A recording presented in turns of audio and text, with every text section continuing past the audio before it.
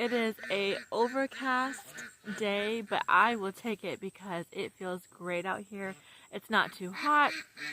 I can get hopefully a couple things finished up today that I started yesterday, so I'm super happy for the weather today. And I'm hoping that it stays cool for most of the day. I did want to get on here today and share some really exciting news. Now, I know many of you that watched this in the past know that Jen and Wiley had tried to help us get a trailer house last year, and the timing just didn't line up. We didn't have the money to move it or get things, in order as quickly as they wanted. So we were unable to take advantage of that offer.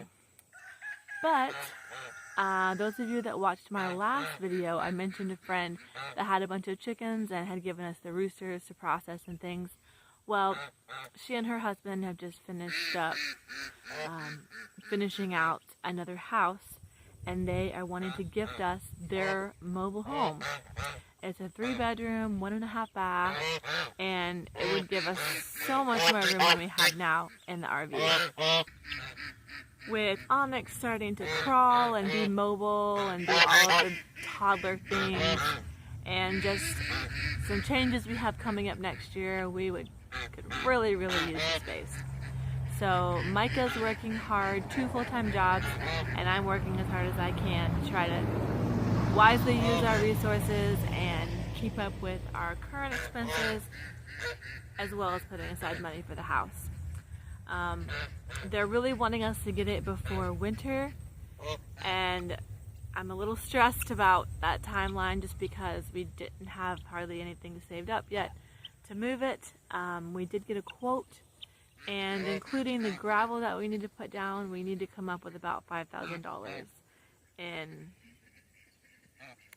probably 8-ish weeks at the latest. We do have to have half down at the site survey, so that's a little scary, but we're going to keep on working hard, doing all the things that we know how to do, and just trust that this timing is right.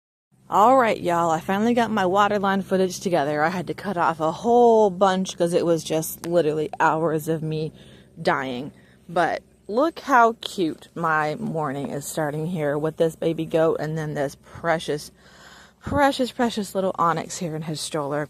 I am so excited for this amazing life that I have, and I am so thankful every day that I get to do this with my family. Guys, a few trips to the hardware store, and we now hopefully have all the things that we need to go ahead and run the PEX from the line to the RV. Onyx is teething, been sleeping very sporadically. For the moment, he's asleep in the stroller in the shade, and hopefully he'll give me enough time to get this all put together. Alright, let's go. Alright, so I'm out here, strong start. I'm going to go ahead and start here at the spigot because I've got to dig down a little farther to find the actual water line that I'm going to be tapping into. When we first dug our water line, we had someone help us with like a backhoe, and they dug the water line like super deep. I want to say like 18 to 24 inches down, which is way deeper than it needed to be. So I'm having to really get in here and find this water line way down here. And so I'm just digging, trying to get to the bottom of this water line. Okay, the jeans did not last long. I was super duper hot and uncomfortable. Couldn't move like I needed to, so had to run inside, change clothes, get cooled off so I could get in there and really get to digging. I had to get in there with the smaller shovel and just try to clear around where this water line is, because I need to give myself enough space to cut it, put the T in there, clamp it on both ends, and then make sure I have enough wiggle room to work in here. So I'm just trying to clear out all these rocks and pieces of soil that are around here. Alright, so I feel like that's exposed enough that I can cut it and splice in my T. So now I'm going to go along and dig this trench down a little bit more, since the boys didn't do a super great job going behind me and getting all the loose stuff out. So here goes some more digging. Okay, so we had to take a little break, change diaper, give a bottle take care of Onyx for a little while. Had to go pack Kingsley a snack and get him some shorts together for wrestling. I gotta go drop off in a little bit. But Onyx is out here momentarily entertained in the stroller in the shade. So I'm gonna attempt to, I just have a little bit more of this like loose stuff in kind of the middle of the water line to get out that the boys didn't completely get out.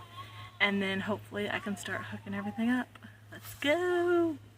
So here we go, just going in here and getting in all this stuff. I loosened it up when I started digging it last week, but it didn't all get scooped out, and now it's kind of dry, so it's a little bit harder to get all this scooped out. So I'm just getting in here the best I can, just trying to clear it at least so it's at least 6 to 8 inches down, which is really all you need for our frost line here in Arkansas. And Onyx is starting to fuss, so I've got to go ahead and get him situated for a minute, but it's just how it goes.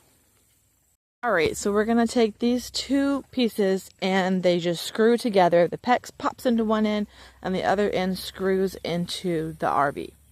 It is blazing hot now, but here I am putting the T at the end of this water line before I cut and clamp it inside. And let me tell you, that was a struggle and a half. I condensed this like 40-minute long video into a few seconds, but I had to dig out a lot more in there so I could open the clamps all the way so I could close them to clamp both of the clamps on either side of the T. And let me tell you, that was a struggle and a half right there. Now I got to get down here, cut the end of the PVC from the RV down so I can install the elbow in here. So I'm just kind of making sure I cut it a little longer than I wanted and then shortened it up a little bit. Got the other end over there, got the elbow installed. Alright y'all, my tripod keeps failing me. I'm just dying and melting, but I am going to get this finished. So come on, let's go put this T-post in to secure the pieces coming out of the ground. So that way when we put heat tape and stuff on it, won't have all that weight pulling on the connection, okay? At this point, I am so hot and exhausted, but I have to keep pushing through because there's no turning back now until I get everything completely hooked up. So I'm getting this T-post pounded in for stability.